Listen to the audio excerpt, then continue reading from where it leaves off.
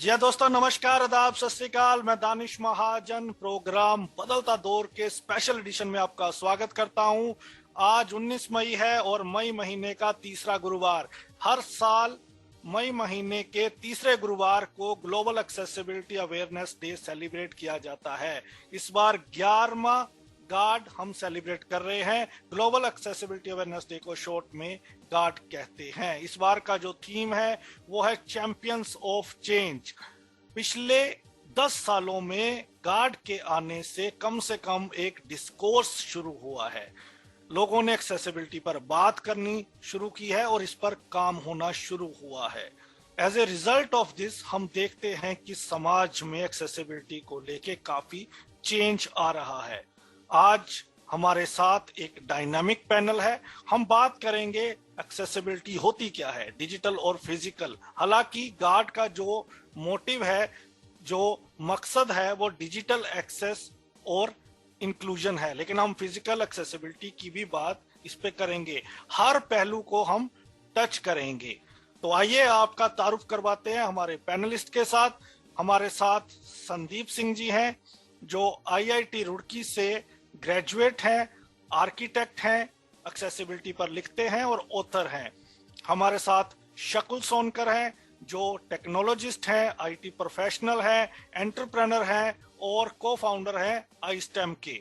हमारे साथ टोनी कुरियन है। टोनी कुरियन जी आईआईटी मुंबई से पीएचडी कर रहे हैं, एक्सेसिबिलिटी पर काम करते हैं, तमाम ऑर्गेनाइजेशंस को अपने सुजेशंस देते हैं, एक्सेसिबिलिटी पे लिखते हैं और डिसेबिलिटी राइट एक्टिविस्ट हैं।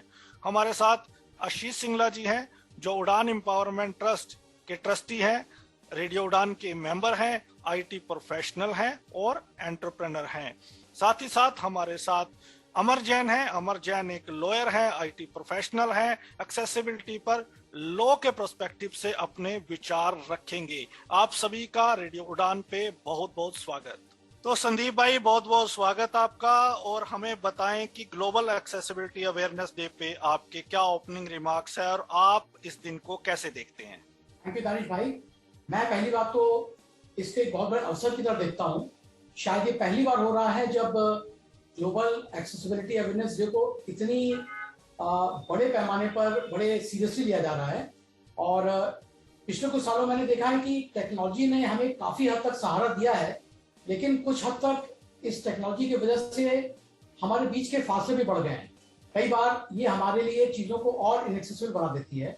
और यहाँ पर मैं एक्चुअली अपने प्रोफेशन की तरह आऊँगा, that is creating buildings and built environment. तो एक बड़ा ही फेमस कथन है कि disability is not in the person, it's in the barriers of the physical space. तो बहुत ध्यान देने वाली बात है कि इसकी तरफ लोगों की जागरूकता पैदा हो। और एक यूनिवर्सल डिजाइन का जो कॉन्सेप्ट है, actually that is not only about the disabled but for every single person. क्योंकि डिसेबिलिटी सिर्फ डिसेबल्ड लोगों के साथ जोड़ना एक बड़ा नैरो सेंस होता है।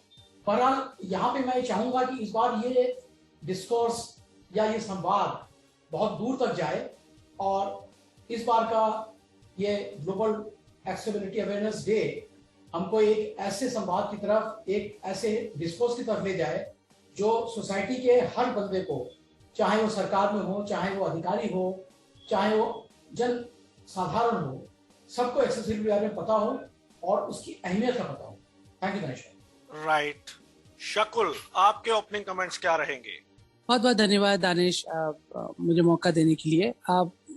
बहुत अच्छी बात है कि आज हम global accessibility awareness day celebrate कर रहे हैं, बट मेरे हिसाब से इस दिन के बारे में और इस टॉपिक के बारे में पूरे साल बात होनी चाहिए। बहुत ज़्यादा ज़रूरत है लोगों को एजुकेट करने की इस बारे में, और ज़्यादा डायलॉग्स करने की, बात करने की, अवेयर करने की। अब अच्छी बात है कि ये कॉन्वर्सेशन स्टार्ट हुई है, things are started to move towards the positive direction. और जो इस साल का थीम भी है champions of change, which is to say कि हमें डिजिटल इंक्लूजन और एक्सेसिबिलिटी को और भी ज़्यादा प्रमोट करना है। बट हमें ये देखने की ज़रूरत है कि जो अभी हमारे करंट टूल्स और टेक्नोलॉजी हैं, क्या वो इतने एक्सेसिबल हैं। When we talk about government of India की जो अपने खुद की गाइडलाइंस हैं, अलॉन्ग विद WCAG 2.0 और 2.1 के अलावा, क्या उनके खुद के इंटरनल टूल्स, गवर्नमेंट वेबसाइट, जो वो इंटरनल सॉफ्टवेयर यूज़ करते हैं अपनी बहुत सारी पब्लिक सेक्टर की, कंपनीज में या फिर अपने और डिपार्टमेंट्स में, क्या वो एक्सेसिबल है? तो RPWD एक्ट 2016 के कितने सारे इम्प्लीमेंटेशन है जो अभी भी इम्प्लीमेंट होना बाकी हैं when we talk about digital accessibility and digital inclusion. तो उन सब चीज़ों को मद्देनजर रखते हुए हमें ये भी देखना है कि हम और ज़्यादा चीज़ों को सुगम सबके लिए कैसे बना सकते हैं। सबसे इम्पोर्टेंट बात यह है कि जब हम चीज़ों को एक्सेसिबल बनाते हैं तो वो केवल पीपल विद डिसेबिलिटीज़ के लिए ही एक्सेसिबल नहीं बनती है, बल्कि पीपल विदाउट डिसेबिलिटी के लिए भी काफ़ी इंपॉर्टेंट हो जाती है। मैं एक एग्जांपल के तहत इसको समझाना चाहूँगा कि जब मेट्रो या अलग ट्रांसपोर्टेशन सिस्टम में ऑडियो सिस्टम के थ्रू स्टेशंस के नाम अनाउंस होना शुरू हुए, तो वो ना केवल पीपल विद विजन इम्पेयरमेंट के लिए इम्पोर्टेंट थे, बल्कि जो दूसरे साइटेड जनरल पैसेंजर थे उनके लिए भी बहुत इंपॉर्टेंट हो गए, क्योंकि अब उनको जो स्लाइडर होता है जहाँ पे विजुअली इन्फॉर्मेशन डिस्प्ले करी जाती है उस पर नज़र रखने की ज़रूरत नहीं होती है। तो अच्छा है कि हमने इस बारे में बात करने की शुरुआत कर दी है। हमें और भी ज़्यादा एफर्ट्स लगाने की ज़रूरत है इस एरिया में, और लोगों को जागरूक करने की ज़रूरत है, और वो तभी आएगा कि हम अपने लेवल पे भी और ज़्यादा एफर्ट डालेंगे। तो शकुल, बहुत ही इम्पोर्टेंट पॉइंट आपने रेज किया कि जो एक्सेसिबिलिटी है सिर्फ डिसेबल्ड के लिए नहीं है। अमूमन हम इस फैक्ट को इग्नोर करते हैं कि जो एक्सेसिबिलिटी है वो चाहे प्रेग्नेंट वीमेंस हो, सीनियर सिटीजन्स हो, सबके लिए इक्वली इम्पोर्टेंट है। टोनी भाई, आपके ओपनिंग कमेंट्स। जी, thank you Danish ji and radio डन। आपने ये पूछा, ये ओपनिंग कमेंट्स मतलब ग्लोबल एक्सेसिबिलिटी अवेयरनेस डे, इसका इम्पोर्टेंस क्या है? कि देखो, पब्लिक स्फीयर में हमारा पब्लिक स्फीयर बहुत क्राउडेड होता है कि बहुत सारा इंफॉर्मेशन है पब्लिक स्फीयर में, बहुत सारा चीज के ऊपर बात होता है कि सेलिब्रिटीज के बारे में बात होती है, मूवीज के बारे में बात होती है, खाना पीना सब के बारे में बात होती है। वैसे वाले पब्लिक स्फीयर में हमारा डिसेबल्ड लोगों के मुद्दे पे अटेंशन एक दिन पे आता है, 2-3 दिन है ऐसे वाला, उसमें एक दिन है ग्लोबल एक्सेसिबिलिटी अवेयरनेस डे। देखिए, if you think about GAAD, हमारे हैशटैग्स आता है फेसबुक या ट्विटर, इंस्टाग्राम वगैरह में, लोग थोड़ा एक्सेसिबिलिटी के बारे में बात करते हैं। तो even if you are able to take this message to 100 people, I think global accessibility awareness day का ऑब्जेक्टिव इज फुलफिल्ड। क्योंकि ऐसा एक दिन है सब लोग एक्सेसिबिलिटी के ऊपर बात करेंगे थोड़ा सा, ठीक है? तो ऑल टेक्स्ट कैसे डालना है, ऑडियो डिस्क्रिप्शन क्या है, ये सब के ऊपर थोड़ा बात करते रहते हैं लोग। तो आई थिंक वो एक चीज है। दूसरी चीज ये है कि एक्सेसिबिलिटी एक इमोशन होना चाहिए। अभी ज्यादातर क्या होता है कि एक्सेसिबिलिटी एक चेकलिस्ट है, एक मैंडेटरी चीज है, इसके लिए लोग थोड़ा एक्सेसिबिलिटी करते हैं, लेकिन एक्सेसिबिलिटी इमोशन होना चाहिए। इमोशन की मतलब क्या है कि आप जो भी काम कर रहे हैं, whatever work area you are, in that work, whatever you do should be accessible to everyone.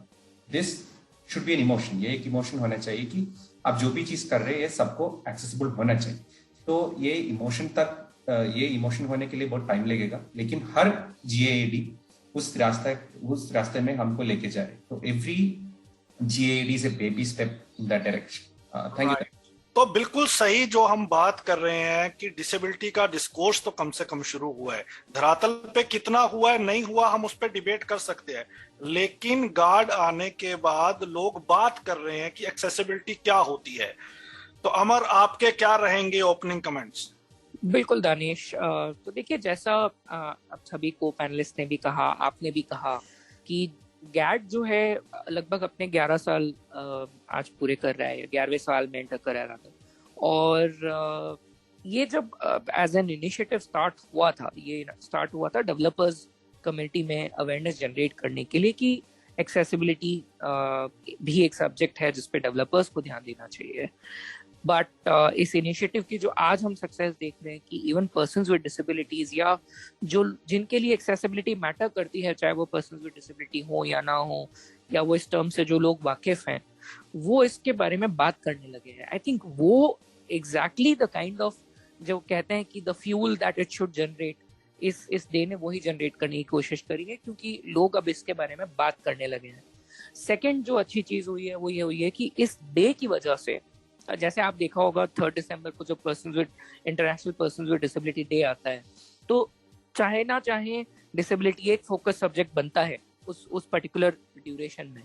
वही सेम चीज होती है इस डे को लेकर कि एटलीस्ट आईटी सेक्टर जो है, जिन कंपनीज में प्रोफेशनल्स को एक्सेसिबिलिटी को सीरियसली लेना चाहिए, वो इसको एक ऐसा डे मानते हैं या एक ऐसा डे बनाते हैं जहाँ पे एक्सेसिबिलिटी को लेकर के बात होती है, वेबिनार्स होती हैं, डिस्कशंस होते हैं।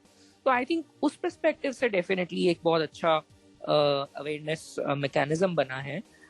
नेक्स्ट स्टेप अगर मैं इसका कहूँ जो होना चाहिए वो ये होना चाहिए कि इसको इतना इंटीग्रेट किया जाए एक्सेसिबिलिटी को कि जो कॉमन सर्विस प्रोवाइडर या प्रोडक्ट ऑफरिंग या बिजनेस ऑफरिंग है वो एक्सेसिबिलिटी के बारे में सोचे या समझे। आई थिंक वो उसका नेक्स्ट स्टेप होगा। ये मेरे कमेंट्स होंगे दानिश। Right, absolutely. आशीष भाई। Thank you, Danish, for having me here. I think Global Accessibility Awareness Day is a very important initiative क्योंकि किसी भी चीज पे एक्शन तभी हो सकता है जब उसकी अवेयरनेस हो। जैसे मेरे को पैनलिस्ट भी कह रहे हैं कि सबसे बड़ी प्रॉब्लम ये नहीं है कि एक्सेसिबिलिटी नहीं है, सबसे बड़ी प्रॉब्लम ये है कि उसकी अवेयरनेस नहीं है। तो जो ये इनिशिएटिव है जिसको आज चलते करीब 11 साल हो गए हैं, it is one step towards making this awareness come to the forefront. जो अभी तक अगर हम बात करते हैं किसी भी नॉन विजुअली इम्पेयर्ड इंडिविजुअल से, तो बहुत बार हम ये रियलाइज करते हैं कि उन्हें मालूम ही नहीं है, they are not even aware that such a difficulty or such an accessibility issue is there. It is only when it comes to the forefront, it's only when we tell them about this is when they start working towards it and they understand the needs of all the individuals. तो उस point of view से मेरे को लगता है कि ये जो दिन है ये बहुत ही इम्पोर्टेंट है और ज्यादा से ज्यादा इसके अराउंड डायलॉग होने की जरूरत है और ज्यादा से ज्यादा हमें सोसाइटी एट लार्ज को इस इनिशिएटिव में इंक्लूड करने की जरूरत है। Thank you. तो संदीप भाई, अब हमें ये बताएं, वैसे तो जो गार्ड है वो डिजिटल एक्सेस और इंक्लूजन की बात करता है, लेकिन क्योंकि आपका जो कोर सब्जेक्ट है वो बिल्ट इन्वायरमेंट की एक्सेसिबिलिटी को लेके है, तो हम चाहते हैं कि आप उस पर बात करें। मैंने एक आर्टिकल में पढ़ा था कि जब हम किसी बिल्डिंग को शुरू से बनाते हैं उसी टाइम पे अगर उसको हम एक्सेसिबल बनाने की कोशिश करें तो जो कॉस्ट इंक्रीज होती है वो सिर्फ 5% होती है, लेकिन एट द सेम टाइम जब हम उसको बाद में उसकी रेट्रोफिटिंग करने की कोशिश करते हैं, बाद में बनाने के उसको एक्सेसिबल करने की कोशिश करते हैं, तो वो कॉस्ट 30 से 40% हो जाती है। ये बताएं कि जगह जगह हम लोगों को सेंसिटाइज भी कर रहे हैं और हमारे पास नेशनल बिल्डिंग कोड है, आरपीडी एक्ट भी बिल्डिंग को एक्सेसिबल बनाने की बात करता है, सब कुछ हमारे पास है, प्रोविजंस को मैंडेटरी भी किया गया है, बावजूद उसमें लोग बावजूद इसके ना तो बिल्डिंग्स पूरी तरह से एक्सेसिबल हो रही है। तो कारण क्या है? क्या लोगों में अवेयरनेस नहीं है या इच्छा शक्ति नहीं है? जी दानिश भाई, दोनों बातें सही हैं। अवेयरनेस की तो बहुत कमी है ही, लेकिन साथ में सबसे पहले हम बोले तो पॉलिटिकल विल और उसके बाद हमारे जो आम आदमी है उसका भी विल, उसमें कमी है अभी भी बिल्डिंग्स को एक्सेसिबल बनाने के लिए। एंड जैसे शकुल बोल रहे थे, it's not only about the disabled persons, it's about each and every single user of the building and the builder. वो कोई भी हो सकता है, छोटा बच्चा भी हो सकता है, कोई सीनियर सिटीजन हो सकता है, एक बीमार आदमी भी हो सकता है, एक प्रेग्नेंट वुमन भी हो सकती है। इन सब के लिए हमको इसका एक्सेसिबल बनाना पड़ेगा। और आप सही कह रहे हैं कि 2016 में सरकार ने एक्सेसिबल इंडिया कैंपेन चलाया और उसमें करीब 1700-1800 बिल्डिंग्स इन्होंने आइडेंटिफाई की और ये एक एम रखा गया कि 2 साल के अंदर इनमें से कम 50% बिल्डिंग्स को एक्सेसिबल बना दिया जाएगा। स्थिति ये रही कि 2 बार इस टाइमलाइन को एक्सटेंड किया गया और ये टाइमलाइन अभी जून 2022 है और पिछले दिनों सरकार ने कोर्ट में एक हलफनामा दाखिल किया था। उसके हिसाब से इनमें से अब 48.5% बिल्डिंग्स सेंटर और स्टेट लेवल पे एक्सेसिबल बना दी गई। इसके अलावा उनके हिसाब से हमारे सभी 35 एयरपोर्ट्स में एक्सेसिबिलिटी फीचर्स इंक्लूड कर दिए गए हैं और 709 A1, A और B श्रेणी के रेलवे स्टेशन पे भी। जहां तक बसेस का सवाल है तो less than 7% buses are still accessible. यहाँ देखने वाली बात यह है कि अभी भी हम उस लेवल तक भी नहीं पहुंच पाए हैं जहां पे हमने अपने आप को 2 साल के अंदर देखना चाहा था। और आप देखें तो ये सिर्फ एक मुट्ठी भर बिल्डिंग्स थी हमारे देश भर की। तो अभी इस तरह कितनी बिल्डिंग्स हैं जो हमारे लोगों के लिए अभी भी इनएक्सेसिबल हैं और वो हमारे रोजमर्रा की दिनचर्या को कितना ज्यादा प्रभावित करती है। एक छोटा सा एग्जांपल देता हूँ। स्टेयरकेसेस किसी भी बिल्डिंग का एक बहुत अभिन्न अंग होती हैं और एक बहुत साधारण सा मैंडेट है कि एक डबल रेल होनी चाहिए, हैंड रेल, एक इंटरमीडिएट हैंड रेल भी होनी चाहिए, जिससे कि अगर कोई ट्रिप करता है या अगर कोई सीधे खड़ा होकर कई बार नहीं चल पाता है तो वो इंटरमीडिएट हैंड रेल को पकड़ के ऊपर चढ़ सकता है। मगर आप ये डबल हैंड रेल कहीं भी नहीं देखेंगे। इसी तरह से एक फीचर होता है, उसको बोलते हैं नोजिंग। ये हमारे जो भी स्टेप्स होते हैं, आगे वाला जो सिरा होता है उसमें थोड़ा सा पोर्शन बाहर निकला होता है to make it more beautiful. लेकिन जहाँ ये सीढ़ियों को खूबसूरत बनाता है उसी के साथ इसमें चांसेस होते हैं किसी के भी पैर अटकने की, स्पेशली एक विजुअली इंपेयर्ड या फिजिकली हैंडीकैप्ड पर्सन की। और फिर भी इस चीज को बहुत ही कम लेवल पे अभी तक भी इनकॉर्पोरेट किया गया है। तो हमें ये समझने की जरूरत है एज अ डिजाइनर और as a human being, as a citizen, कि जो लोग इस पे ट्रिप करके गिरेंगे उनको तो चोट लगेगी और शायद वो आसपास खड़े लोगों के लिए हंसी का पात्र भी बने। लेकिन क्या एक राष्ट्रीय जनमानस के रूप में और एक डिजाइनर के रूप में ये हमारे लिए हंसी का पात्र बनने वाली बात नहीं है? यहाँ पर आपको एक एग्जांपल और देता हूँ। एक बड़ा ही फेमस ब्लाइंड स्कूल है, मैं नाम तो नहीं लूंगा, मगर वहाँ पे मैं बीच बीच में कई बार गया हूँ। तो कई बार मैंने वहाँ पे स्टेयरकेसेस भी यूज की, अच्छी वाइड कंफर्टेबल स्टेयरकेसेस है, नो डाउट। उसमें राइट साइड पे हैंडल्स थी जिसको पकड़ के मैं आमतौर पे ऊपर जाता था। बट एक बार कुछ लोग वहाँ पे खड़े हुए थे तो राइट साइड वाला फ्री नहीं था, तो मैंने लेफ्ट साइड से दीवार पकड़ के चढ़ना शुरू किया एंड आई वाज कॉन्फिडेंट कि मैं जल्दी ही अगली लैंडिंग में पहुंच जाऊंगा। But bam, before I could understand anything, मेरा सिर जाके उस दीवार में बीच में निकले पिलर पे जाके टकराया बहुत जोर से। और आप समझ सकते हैं कि उस समय मेरी स्थिति क्या थी होगी कि मैं गिरते गिरते बचा। तो एक बहुत बड़ा डिजाइन फीचर ही होना चाहिए कि it should be hazard free for everybody. इसका मतलब कोई भी प्रोट्रूजन कहीं भी अनएक्सपेक्टेडली नहीं निकलाना चाहिए। मगर एक ब्लाइंड स्कूल में भी वो ध्यान नहीं दिया गया था। That was a failure on the part of the designers and also on the part of the users. तो ये ध्यान देने वाली चीज है। हमारे डिजाइनर्स को भी काफी हद तक जागरूक होना पड़ेगा और यूजर्स को भी देखना पड़ेगा कि कहाँ किसी और के लिए वहाँ पे रिस्क हो सकता है। एक बात मैं यहाँ पे जरूर ऐड करना चाहूंगा, जो आपने बोला था कि retrofitting is very costly in comparison कि अगर हम नई बिल्डिंग में ही अपने एक्सेसिबिलिटी फीचर्स जोड़ें। That is very true. But again, जो हमारी एग्जिस्टिंग बिल्डिंग या बिल्ट एनवायरनमेंट है वहां पे हम अपनी रिस्पॉन्सिबिलिटी से हाथ नहीं झाड़ सकते। तो हमको उसके लिए भी कुछ करना पड़ेगा, भले ही it will be very costly.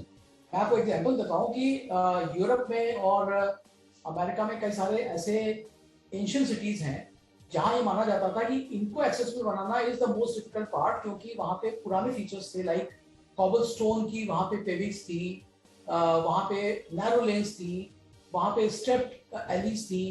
तो ये माना जाता था कि इनको एक्सेसिबल नहीं बना सकते।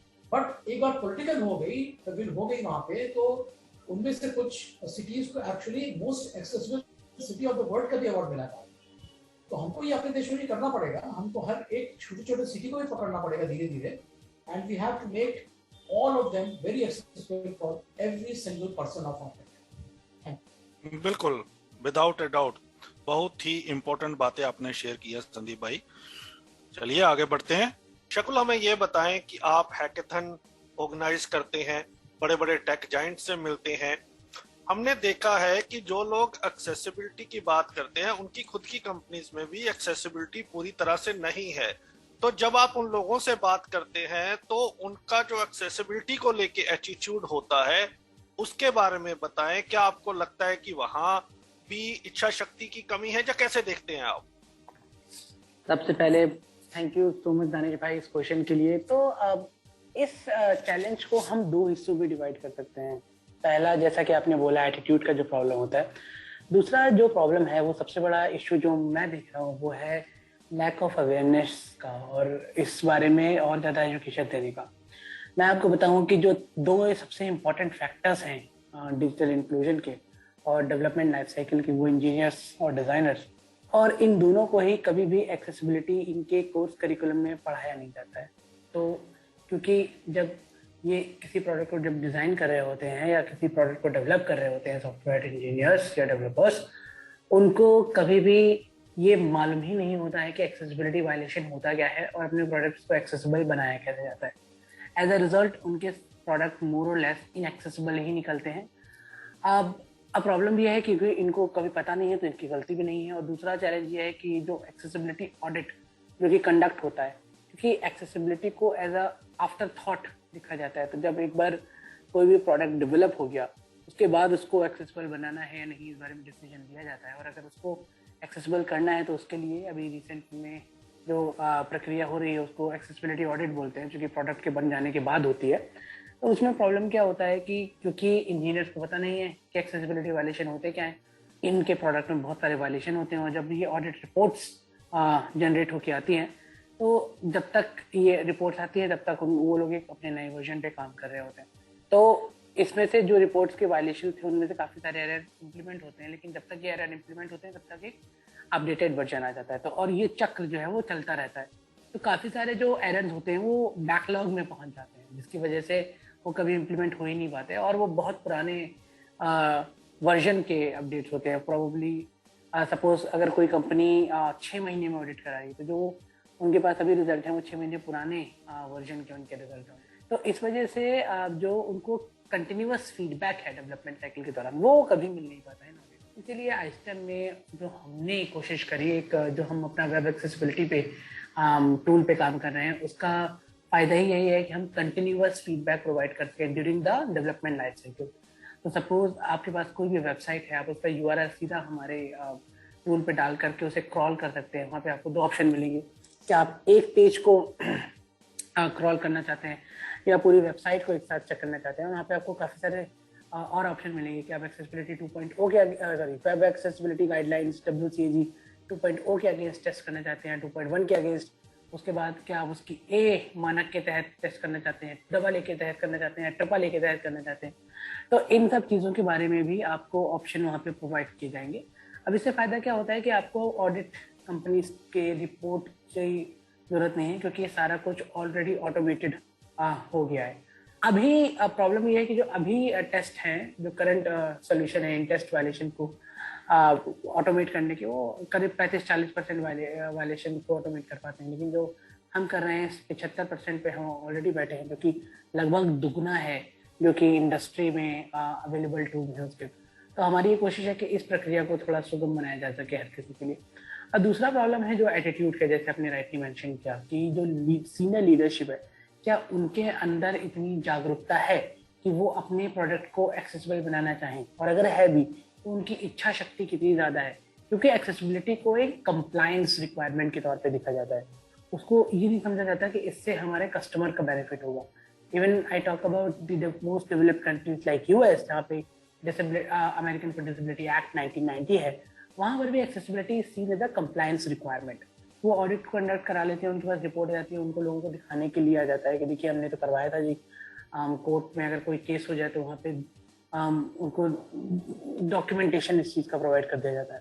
तो जब तक हम इस थॉट को, इस एटीट्यूड को चेंज नहीं करेंगे, आई थिंक बदलाव ला पाना थोड़ा मुश्किल हो गया। तो टोनी भाई, अब हमारे लिसनर्स को सरल शब्दों में ये बताएं कि जो गार्ड का बेसिक प्रिंसिपल है, डिजिटल एक्सेस एंड इंक्लूजन, ये होता क्या है? और साथ ही साथ क्योंकि आपका कोर एरिया यूनिवर्सिटीज में एक्सेसिबिलिटी को आप देखते हैं, तो वहाँ क्या काम चल रहा है उसके बारे में भी बताएं। जी जी। तो पहली चीज है डिजिटल एक्सेसिबिलिटी क्या मतलब आप हमारे लिस्ट में most of you might have some idea about digital accessibility, लेकिन थोड़ा हमारे साथ थोड़ा ऐसे भी लिसनर्स होंगे कि उनको पता नहीं होगा कि डिजिटल एक्सेसिबिलिटी क्या। देखो, कंप्यूटर्स हर लोग यूज करते हैं आजकल। ब्लाइंड लोग यूज करते हैं, def and hearing, hard of hearing people use, people with mobility impairment use, so many kind of people with diverse physical condition, सब तरह के conditions की लोग कंप्यूटर यूज करते हैं।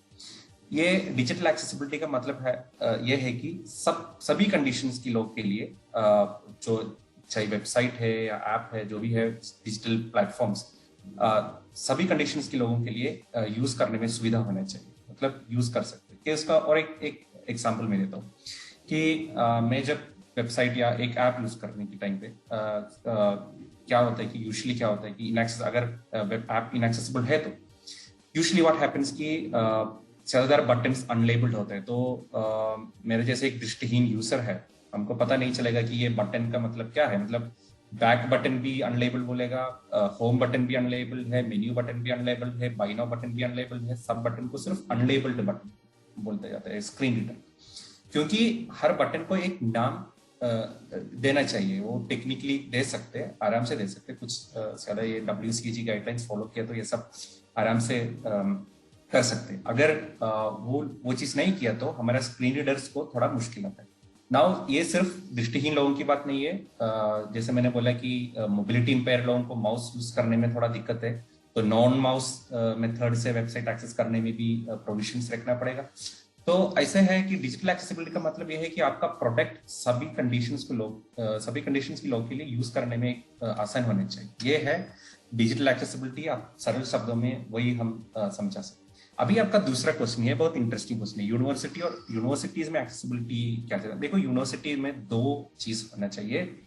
पहला चीज है, हर यूनिवर्सिटी में एक इंक्लूजन सेंटर की, मतलब centre for students with disability या सेंटर फॉर इंक्लूसिव लर्निंग, जो भी बोल सकते हैं, ऐसे एक सेंटर होना चाहिए। नाउ अभी हिसाब से क्या हो रहा है, यूजीसी यानी हमारा एजुकेशन अथॉरिटी से बहुत सारे नोटिफिकेशंस और सर्कुलर आते रहते हैं, लेकिन हमारा यूनिवर्सिटीज, बहुत सारे यूनिवर्सिटीज इंक्लूडिंग प्रीमियर यूनिवर्सिटीज में ये नहीं है कि अपना डिजिटल इंक्लूजन सेल नहीं है। सो उसकी वजह से प्रॉब्लम क्या होता है, दो तरीका प्रॉब्लम होता है। पहले तो स्टूडेंट विद डिसेबिलिटी का जिंदगी बहुत मुश्किल होता है यूनिवर्सिटी सिस्टम के अंदर, कि उनका डिसेबिलिटी स्पेसिफिक रिक्वायरमेंट्स है, ये मुद्दे बोलने के लिए कुछ जगह नहीं रहता है।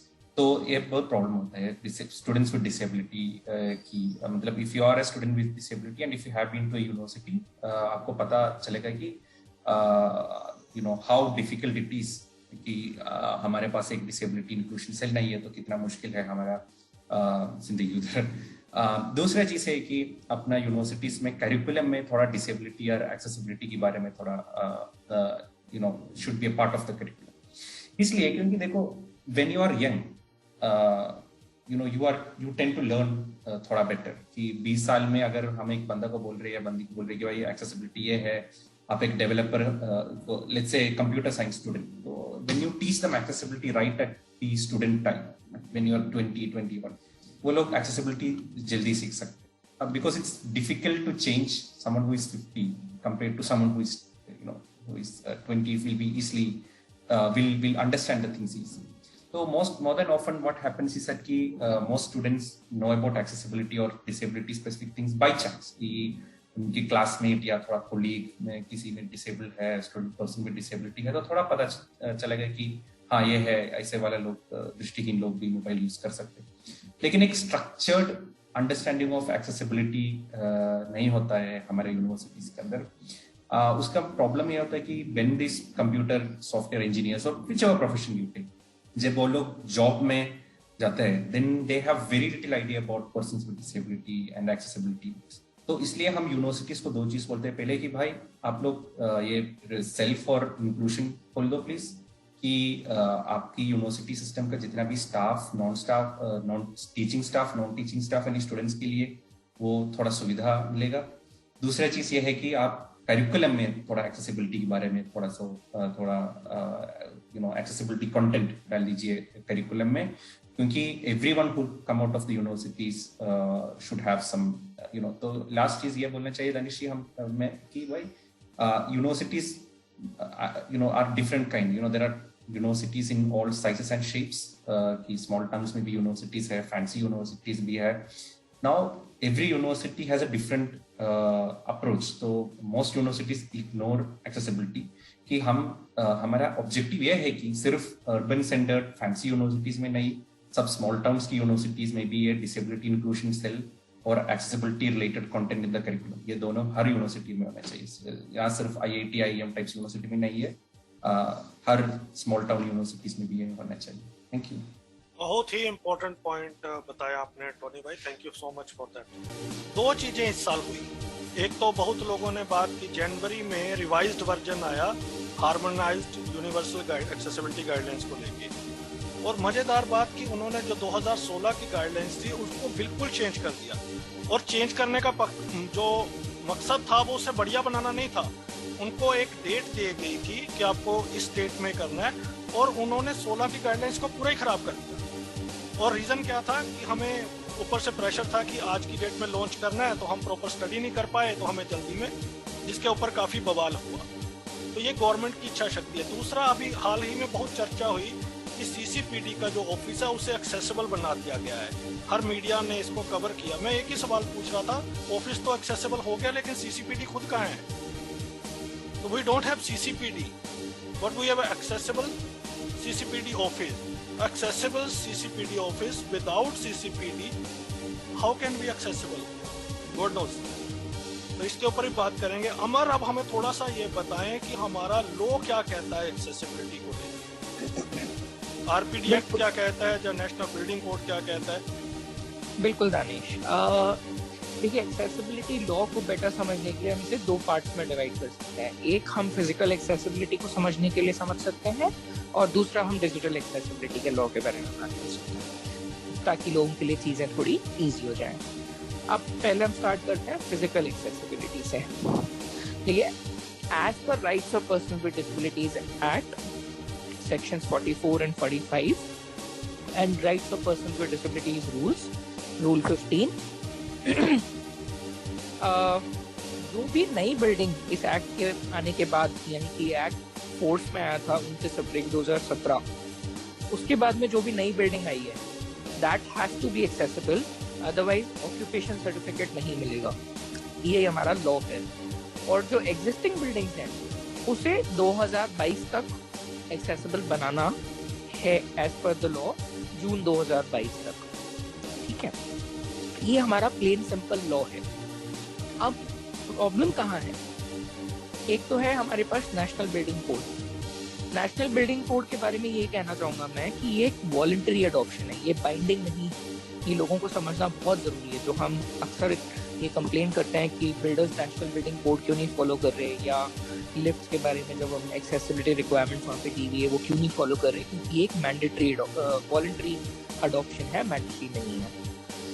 जो हार्मोनाइज्ड गाइडलाइंस 2016 वाली थी, जिन्हें रिवाइज किया गया, वो उसके बारे में भी आपने टच किया। डेफिनेटली वहाँ पे काफ़ी प्रॉब्लम्स हैं और काफ़ी डिसेबिलिटीज़ के बारे में नहीं सोचा गया है गाइडलाइंस को रिवाइज करते टाइम। सबसे बड़ी प्रॉब्लम जो इसको इम्प्लीमेंट करने में आ रही है, और जो despite the law being there on paper, इसकी म्यूनिसिपैलिटीज जो जब अप्रूवल्स की चेकलिस्ट चेक करते हैं, जब अप्रूवल्स देते हैं, डिफरेंट अप्रूवल्स, चाहे वो फायर अप्रूवल हो, चाहे वो कंप्लीशन सर्टिफिकेट हो, चाहे वो ऑक्यूपेशन सर्टिफिकेट हो, चाहे वो और भी जो अदर अप्रूवल्स होती हैं,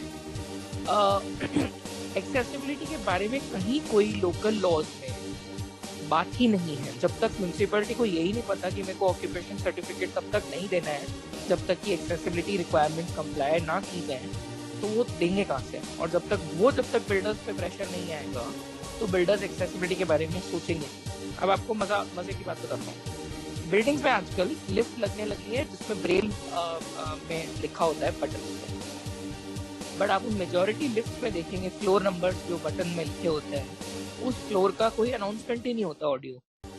तो एक तरह से कहने के लिए हमने एक्सेसिबिलिटी इंप्लीमेंट कर दी कि भाई हमने ब्रेल में बटन पे लिख दिया कि ये चीज एक्सेसिबल, ये ब्लाइंड लोगों के काम आएगी, पर अगर आपने फ्लोर अनाउंसमेंट सिस्टम ही नहीं डाला तो केवल बटन दबा के ब्लाइंड इंसान कैसे उस फ्लोर पे पहुंचेगा?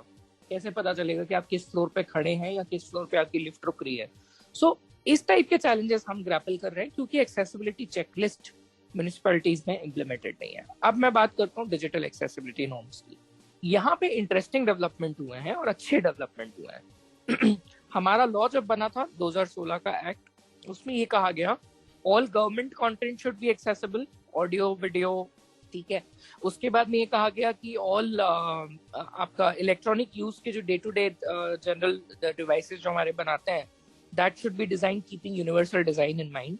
एंड मोस्ट इम्पॉर्टेंटली उसमें ये कहा गया कि हर सर्विस प्रोवाइडर, चाहे वो पब्लिक हो चाहे वो प्राइवेट हो, जो कि पब्लिक फैसिलिटी और सर्विस प्रोवाइड कर रहा है। अब पब्लिक फैसिलिटी और सर्विस क्या है? पब्लिक फैसिलिटी और सर्विस बहुत बड़ी डेफिनेशन है, जिसके अंदर हर कोई कवर हो जाता है, चाहे वो बैंकिंग हो, चाहे वो फाइनेंशियल हो, चाहे वो इंश्योरेंस हो, चाहे वो ट्रांसपोर्ट हो, चाहे वो पानी के थ्रू यात्रा करने वाली शिप्स हो, चाहे वो आपका कोई भी कम्युनिकेशन टेक्नोलॉजी हो, चाहे वो रेलवे हो, सब कोई कवर हो जाता है। बहुत बड़ी डेफिनेशन है। तो ये कहा गया कि हर सर्विस प्रोवाइडर को 2 साल के अंदर since the date of notification of accessibility standards, and हमारे यहाँ पे एक्सेसिबिलिटी स्टैंडर्ड्स जो आए थे तो rights of persons with disabilities rules के थ्रू आए थे 2017 में, जून 2017 में, 15 जून 2017 को पब्लिश हुए थे। So within 2 years from the date of publication, meaning by June 14, 2019, 14 June 2019 तक हमें कंप्लायंस इंश्योर करनी थी। वहां पे एक और इम्पोर्टेंट डेवलपमेंट अभी हाल ही में पिछले और दिसंबर से लेकर के अप्रैल के बीच में एक बहुत अच्छा डेवलपमेंट हुआ है, जिसका मैं भी पार्ट रहा हूँ, या मुझे ऐसा अवसर मिला कि मैं उसमें कंट्रीब्यूट कर पाऊँ। ब्यूरो ऑफ इंडियन स्टैंडर्ड्स हमारी एक बॉडी है, रेगुलेटरी बॉडी, जो कि स्टैंडर्ड्स बनाती है, चाहे वो प्रोडक्ट्स को लेके हो, चाहे वो सर्विसेज को लेके हो, चाहे वो सॉफ्टवेयर को लेके हो, चाहे वो हार्डवेयर को लेके हो।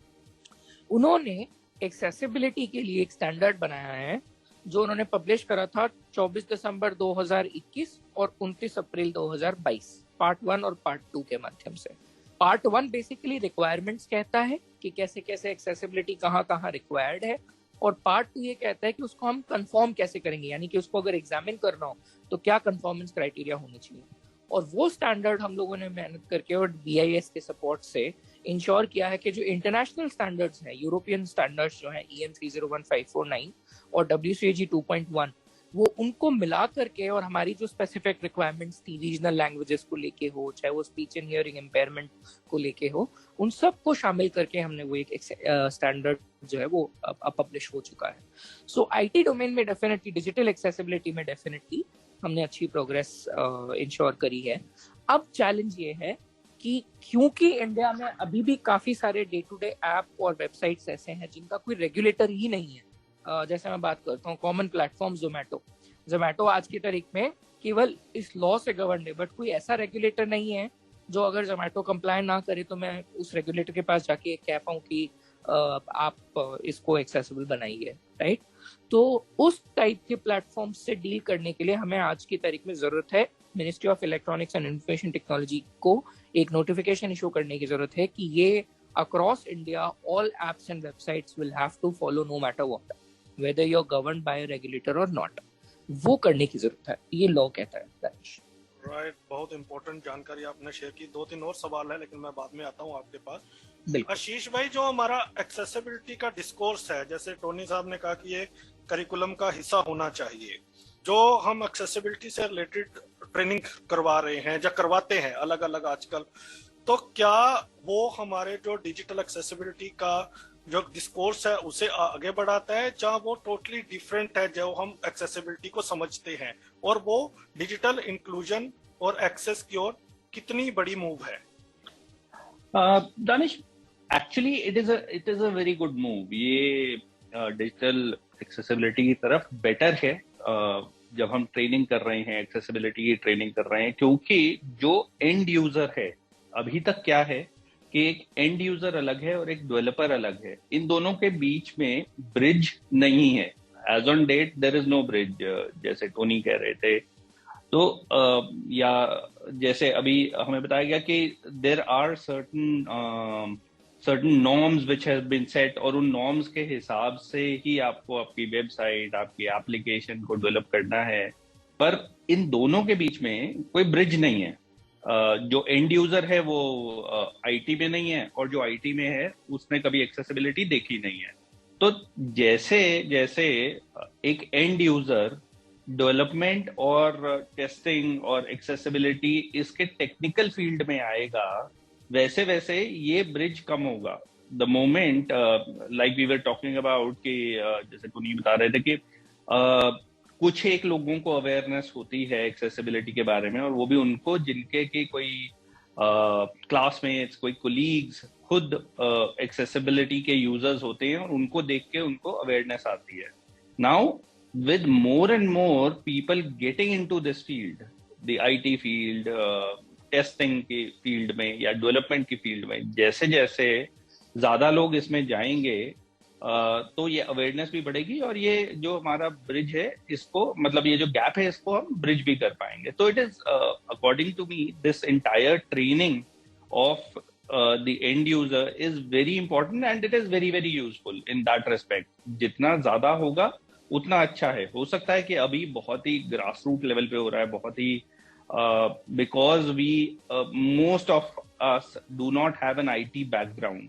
तो मोस्ट ऑफ अस थिंक कि अब ये कैसे होगा. अब मैं अपनी ग्रेजुएशन कर चुका हूँ या अपनी हायर स्टडीज कर चुका हूँ. Now how can I get into this field. The good part is that the trainings which are happening now और the courses which are available now are agnostic to your basic education. Even if you have not done all this in your graduate courses, in your postgraduate courses, you still have the scope of getting trained and working with such organizations. तो उस perspective से मेरे ख्याल से काफी important भी है और इंटरेस्टिंग भी है ये जो ट्रेनिंग बिट है. आशीष भाई, आपने वोडाफोन जैसी कंपनीज में बहुत बड़ी पोस्ट पे काम किया है, बिगिनिंग से आप शुरू की थी आपने अपनी जर्नी, तो थोड़ा सा उसके बारे में भी बताएं कि कॉर्पोरेट वर्ल्ड में जहां आपने खुद जॉब किया, एज एम्प्लॉय आपने काम किया है, तो कैसा एक्सेसिबल डिस्कोर्स वहां पे होता था? वो इनडायरेक्ट था सारा हो गया, जहां एक्सेसिबिलिटी के ऊपर ध्यान दिया जा रहा था, और कितना इम्पोर्टेंट होता है? सी दानिश, एक्सेसिबिलिटी पर से के बारे में बात में भी नहीं होती है, क्योंकि आप कॉन्शियसली किसी सर्विस को एक्सेसिबल बनाने की कोशिश कई बार नहीं कर रहे होते हो, बट वो डिफैक्टो हो जाता है.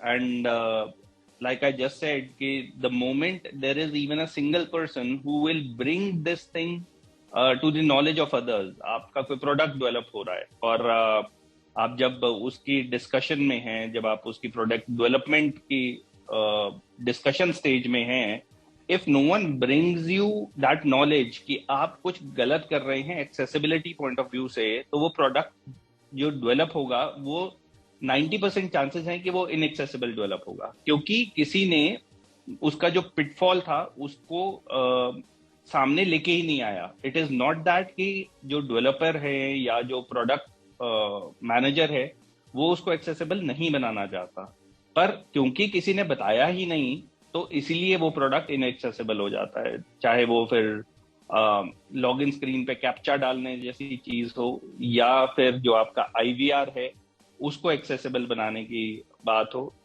तो कई सर्विसेज ऐसी होती हैं जो कि बहुत आसानी से एक्सेसिबल बन सकती हैं, and the corporates have all the intention of doing it. Working in a corporate I can tell you that कि इंटेंशनल बहुत बार कंपनीज की ये इंटेंशन नहीं होती, ऑर्गेनाइजेशन की इंटेंशन नहीं होती कि वो प्रोडक्ट को इनएक्सेसिबल रखें. In fact every customer is a good customer. अगर उनको पता लगता है कि they will be catering to 10% more customers, they will be more than happy to make the product accessible. But the problem is awareness, जो आज के दिन का थीम भी है, क्योंकि उनको अवेयरनेस ही नहीं है तो इसीलिए वो प्रोडक्ट एक्सेसिबल होने से रह जाता है. राइट. संदीप भाई, एक चीज आपसे ये समझना चाहता हूँ, दो तीन चीजें. एक शकुल ने बात की थी बिजनेस मॉडल की.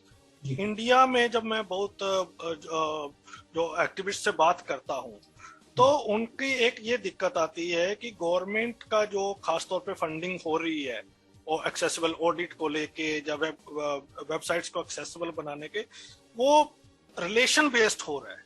जो करीब है, जो एक्चुअल पर्सन है उसको ये टेंडर नहीं जा रहा कि जो उसको मिलना चाहिए. तो जो भाई भतीजाबाद के चक्कर में जो काम गवर्नमेंट फंड दे रही है, बट फंड जो सही हाथों में नहीं जा रहा, जिसके कारण से जिस तरह की प्रोग्रेस हमें देखने को मिलनी थी वो नहीं मिल रही है. नंबर एक. दूसरा, फ्रैंकली स्पीकिंग आपसे जानना चाहता हूं, ये शकुल से भी पूछूंगा बाद में मैं, कि 21 तरह की डिसेबिलिटीज है.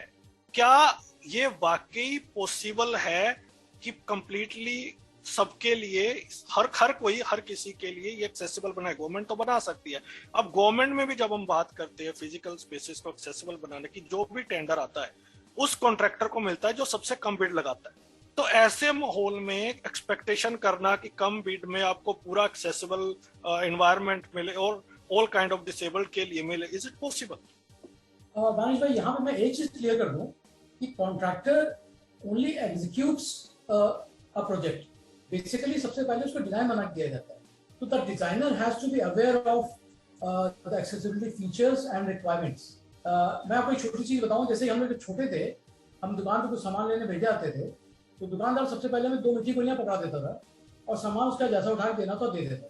In the beginning I found the same attitude in the architecture fraternity also, कि उनसे जब पूछो कि आपकी बिल्डिंग्स में एक्सेसिबिलिटी का क्या स्टैंडर्ड है, तो बड़े आराम से बोलते थे कि हमारी बिल्डिंग्स तो सारी बिल्डिंग्स एक्सेसिबल हैं, देखो हमने एंट्रेंस पे हमने रैंप बना दिया है। तो ये उनके हिसाब से एक्सेसिबिलिटी का एक स्टैंडर्ड हुआ करता था, ये हमने रैंप बना दिया। And they did not even know कि 100% लोग इवन रैंप भी यूज नहीं कर पाते। एक क्रचेस जो लेके चल रहा है, they can't use the ramp, उनको स्टेयरकेस की जरूरत पड़ेगी। बट अभी थोड़ा सा अच्छा ये है कि अब जो आर्किटेक्चरल कॉलेजेस है वहाँ पे एक्सेसिबिलिटी को एक part of the curriculum add कर दिया गया है, but I still think there is a long way to go. और यहाँ पर आपने जो एटीट्यूड की बात की, मुझे लग रहा है एटीट्यूड की बहुत जरूरत है। इट्स नॉट कि हमने किताब उठा के पढ़ ली, 2 महीने उसमें पढ़ ली कि एक्सेसिबिलिटी होनी चाहिए और कैसे होनी चाहिए, बट अनलेस वो अपने को उस जगह पे रख के देखेंगे कि उस किसी भी चीज के, किसी भी फीचर के एब्सेंस में उनको क्या प्रॉब्लम हो सकती है, जब तक ये एटीट्यूड एक डेवलप नहीं होगा तब तक बहुत मुश्किल है बिल्डिंग्स का टोटली एक्सेसिबल होना, बिल्डिंग्स का और इनफैक्ट बिल्ट एनवायरनमेंट का भी। क्योंकि अभी भी हम आप देखें तो हमारे जो क्रॉसिंग्स है वहाँ पे डिसेबल्ड के क्रॉस करने की कोई सुविधा ही नहीं है, तो खड़े रहते हैं किसी के इंतजार में कि कोई आगे पकड़ के उनको शायद पार करा। तो हमको इस दिशा में बहुत सोचना पड़ेगा। इसमें एटीट्यूड के साथ साथ बहुत सारी कॉन्फिडेंस की जरूरत पड़ती है, पड़ेगी।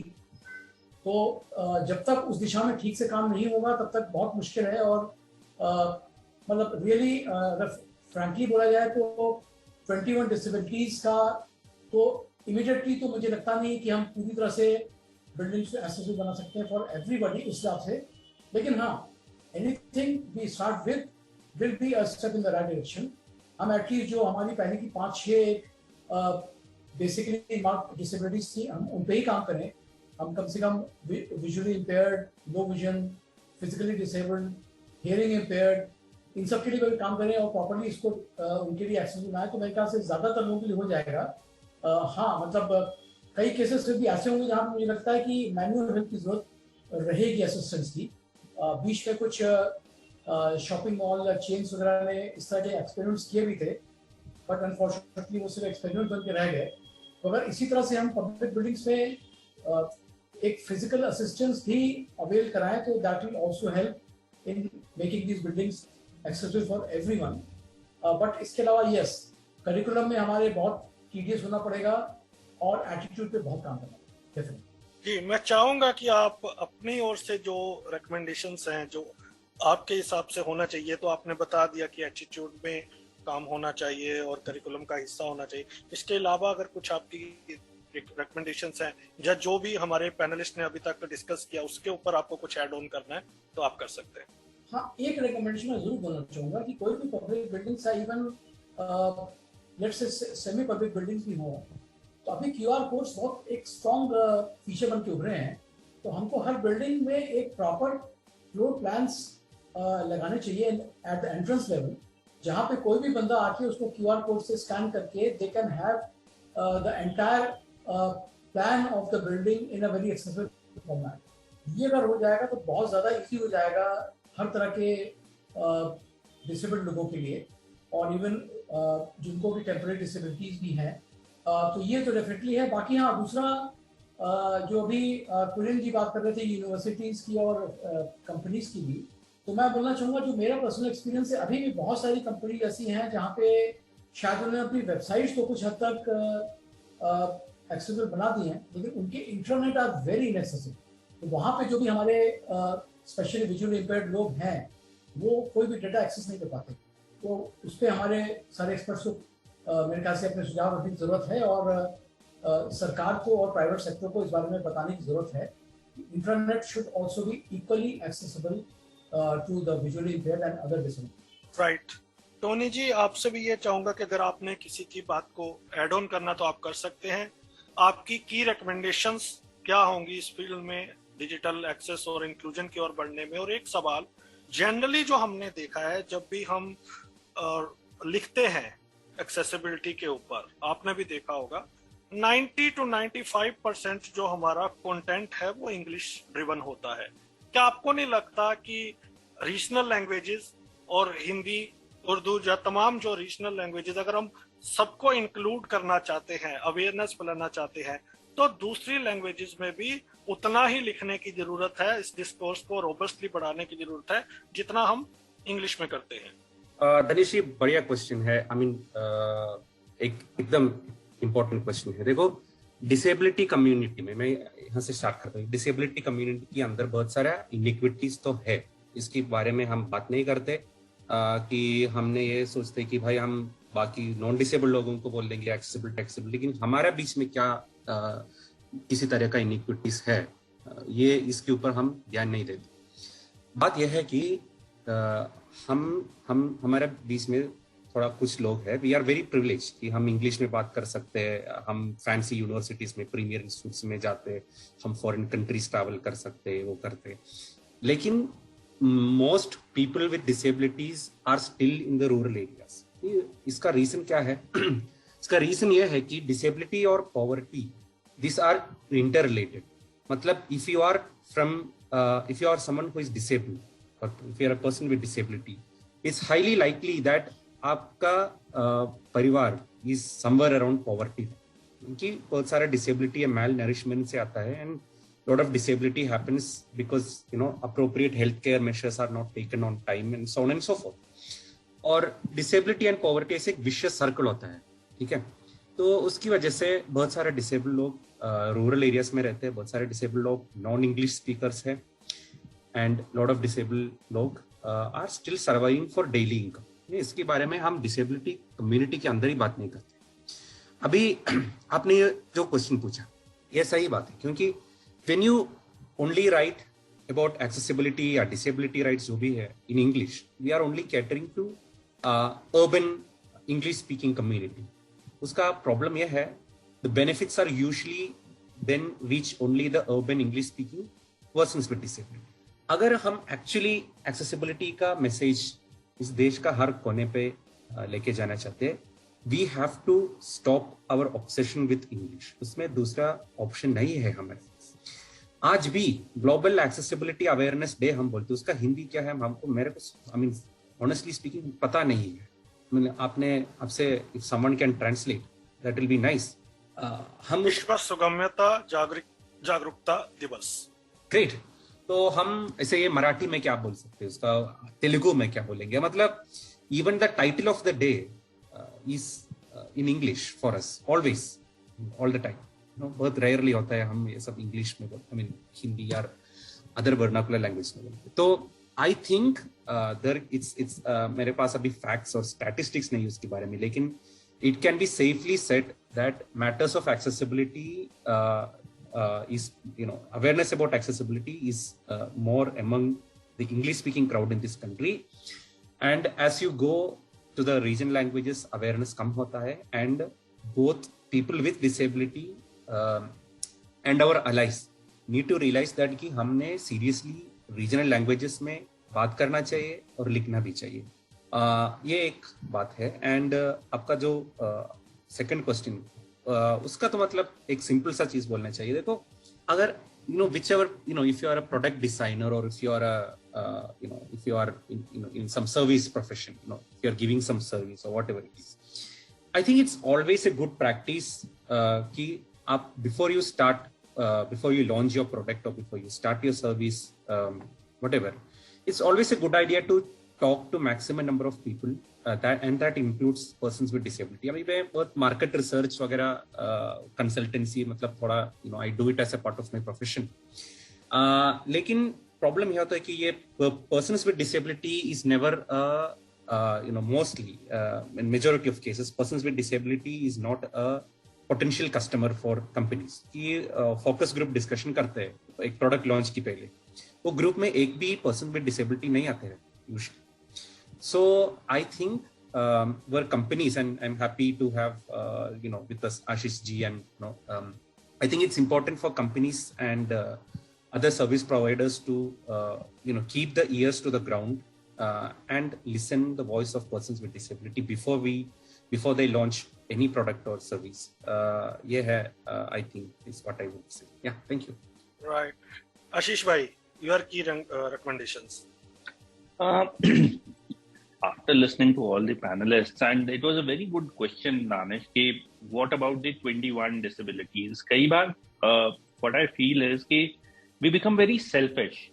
So typically we will always talk about making things accessible for visually impaired, or we'll talk about braille markings or the audio input, but we do not consider the other 20 odd disabilities. Till the time there is a single person who's not been able to access the services, there is a problem.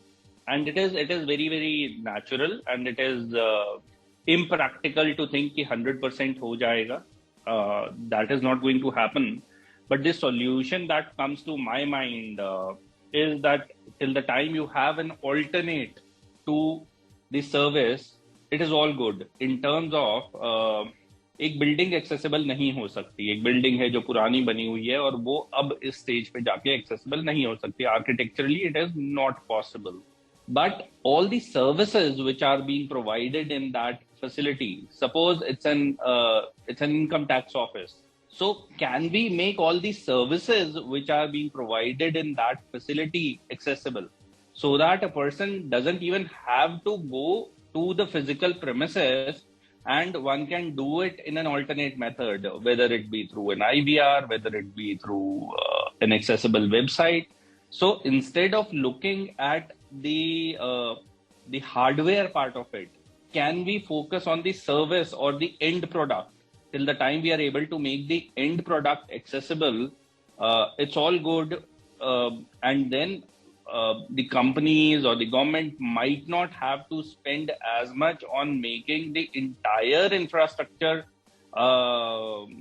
accessible in one go, but at least making the end product accessible. So that's my take from all this discussion. एक चीज और जानना चाहता हूँ आपसे. जब कोई company accessible नहीं है, एम्प्लॉयमेंट में, particularly employment from the disability perspective, कितना असर उस पे पड़ता है? कंपनी पे कितना असर पड़ता है? नहीं, पर्सन्स विद डिसेबिलिटीज की एम्प्लॉयमेंट पे. अगर कंपनी एक्सेसिबल नहीं है जी, तो काफी फर्क पड़ता है, बहुत ज्यादा फर्क पड़ता है. In fact a small thing as companies which are operating on, especially in smaller cities or B and C class cities, where not all the facilities have a lift. Ramp को तो छोड़ ही देते हैं, but there are certain buildings which are say double storied or triple storied. They typically will not have a lift. They will only have stairs. And suddenly a whole lot of people cannot work in that facility. Or a small thing like not allowing a screen reader access because your IT policy says that you cannot install a software and the company is not ready to procure a screen reader software. Suddenly 10% of the population cannot access that company or get an employment in that company. So accessibility, so from an employment point of view, yes, it is very, very, very. 3-4 examples हमारे पास आई कि एक company में काफी लोग काम कर रहे थे और बहुत अच्छे से कर रहे थे और टाइम पर प्रमोशंस भी हो रही थी. Suddenly their website got inaccessible, तो अब वो काम नहीं कर पा रहे थे. They tried their level best to pursue them, उनको समझाने की कोशिश की उन्होंने पूरी, लेकिन बात नहीं बढ़ी. At the end of the day उनको जॉब छोड़नी पड़ी, मूव ऑन करना पड़ा. और ये सिर्फ इंडिया में नहीं, कुछ लोग ऑनलाइन यूएसए कंपनी में काम कर रहे थे और ऐसे ही चल रहा था वहां पे, उनका प्रोडक्ट इनएक्सेसिबल हो गया. तो उन्होंने बोला कि इट विल टेक टाइम, हम करेंगे but we can not ensure कि कितना टाइम लगेगा, तो you need to look for the other alternatives. तो ये नए एम्प्लॉयज पर तो इम्पैक्ट करता ही है और एग्जिस्टिंग एम्प्लॉयज पे भी काफी इसका असर होता है. दानिश, इस पे अपने व्यूज रखना चाहूंगा जब भी आप. बिल्कुल, अमर इसके बाद मैं आऊंगा और उसके. थैंक यू आशीष भाई. शकुल, आपसे अब जानना चाहता हूँ, 2-3 सवाल है मेरे। एक, हर जैसे हम बात कर रहे हैं कि हर डिसेबल्ड की रिक्वायरमेंट अलग है। जो ब्लाइंड है उनको इमेजेस में ऑल्टरनेटिव टेक्स्ट की रिक्वायरमेंट रहती है, जो हेयरिंग इम्पेयर्ड हैं उनको वीडियो में कैप्शनिंग की जरूरत रहती है।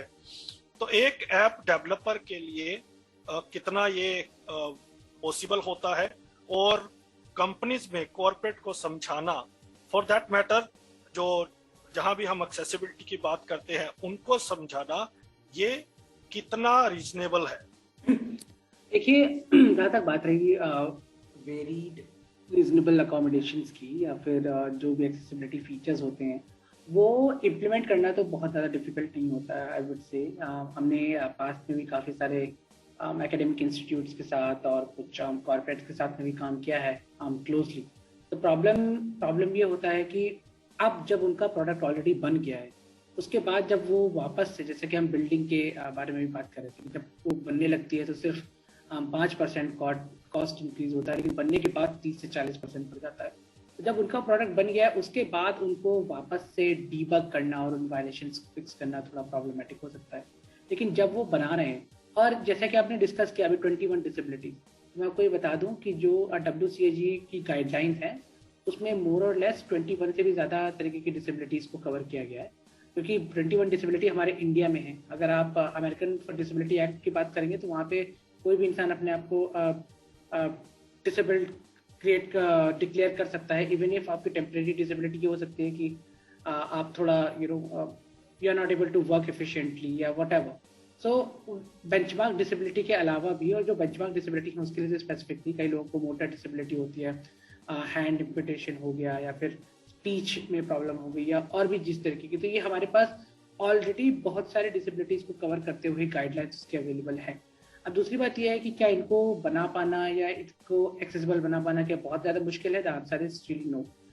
जब आप बात करते हैं इन गाइडलाइंस को इम्प्लीमेंट करने के लिए, ये सारे वायलेशंस को 3 कैटेगरी में बांटा जाता है। एक होता है मस्ट डू, जिसके बिना काम बिल्कुल किया ही नहीं जा सकता, जैसे कि फॉर एग्जांपल टोनी ने जैसे बात करी थी अभी कि बटन को लेबल करना हुआ, हेडिंग लेवल्स आपकी वेबसाइट या वेब पेजेस हो गए, कीबोर्ड ट्रैप एक बहुत बड़ा इशू आता है पीपल विद विजन इम्पेयरमेंट के साथ। कई सारे केवल माउस क्लिकेबल बटन होते हैं, कई सारे वेबसाइट ऐसी होती है जिसमें आप टैप की के थ्रू कीबोर्ड से आगे पीछे स्विच नहीं कर पाते हैं, तो उस प्रॉब्लम को कीबोर्ड ट्रैप बोलते हैं।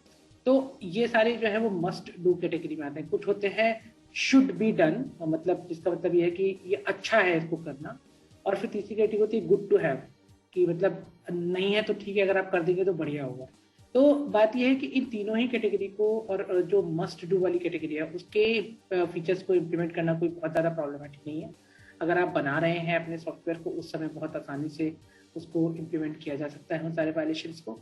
अगर आप बना चुके हैं, ऑलरेडी प्रोडक्ट डेवलप्ड है, उसके बावजूद भी अगर आपके अंदर मोटिवेशन है, आप करना चाहते हैं, तो very well you can do it, there isn't any problem. Given that कि आपके जो लोग हैं उनके अंदर मोटिवेशन हो, डिटर्मिनेशन हो अपनी चीज़ों को एक्सेसिबल बनाने की, तो बहुत मैं ये नहीं कहूँगा कि बहुत आसानी से, बट बनाई जा सकती हैं चीज़ों को एक्सेसिबल। बिल्कुल।